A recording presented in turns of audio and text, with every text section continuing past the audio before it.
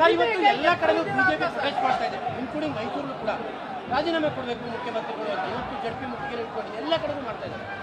ರಾಜೀನಾಮೆ ಕೊಡಬೇಕು, ತಪ್ಪು ಮಾಡಿದ್ರಲ್ವೇನ್ರಿ ರಾಜೀನಾಮೆ ಕೊಡೋದು? ತಪ್ಪೇ ಮಾಡಿಲ್ಲ ಅಂತ ನಾವು ಹೇಳ್ತಾ ಇರೋದು ರಾಜೀನಾಮೆ ಕೊಡೋದು. ಈಗ ತಾಳಿ ಕುಮಾರಸ್ವಾಮಿ ಯಾರ ಸರ್ಕಾರದಲ್ಲಿ ಇರೋದು? ಮಂತ್ರಿಯಾಗಿರೋದು ಯಾರ ಸರ್ಕಾರದಲ್ಲಿ? ಅವ್ರ ಮೇಲೆ ಬೈಲ್ ಮೇಲೆ ಇದ್ದಾರಲ್ಲ ಅವರು, FIR ಆಗಿ. ಅವ್ರು ಯಾಕೆ ರಾಜೀನಾಮೆ ಕೊಟ್ಟಿಲ್ಲ? ನರೇಂದ್ರ ಮೋದಿ ಅವರು ಸರ್ಕಾರದಲ್ಲೇ ಮಂತ್ರಿಯಾಗಿದ್ದಾರೆ. ಅದು ರಾಜಕೀಯ. ನಮ್ಮ ಸರ್ಕಾರನ, ಕಾಂಗ್ರೆಸ್ ಸರ್ಕಾರನ ಅಸ್ಥಿರಗೊಳಿಸ್ಲಿಕ್ಕೋಸ್ಕರವಾಗಿ ಮಾಡ್ತಾ ಇದ್ದಾರೆ.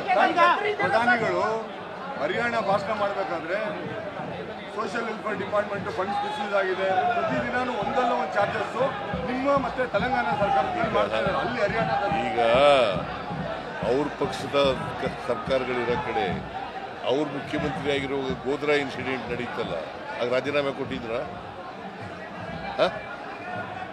ಎಷ್ಟು ಜನ ಸತ್ತೋದ್ರು ಆಗ ಗೋಧ್ರಾ ಇನ್ಸಿಡೆಂಟ್ನಲ್ಲಿ? ಆಗ ರಾಜೀನಾಮೆ ಕೊಟ್ಟರೆ ಇವರು? ಬಟ್ ಬಿಜೆಪಿಯವ್ರಿಗೆ ಯಾವ ನೈತಿಕತೆ ಇದೆ? ಕುಮಾರಸ್ವಾಮಿ ಅವ್ರದೇ ಪಕ್ಷ ಸರ್ಕಾರದಲ್ಲಿ ಇದ್ದಾರೆ, ಅವ್ರು ರಾಜೀನಾಮೆ ಕೊಟ್ಟಿಲ್ಲ. ಅವ್ರ ಮೇಲೆ ಈಶಾನ್ ಬೇಲ್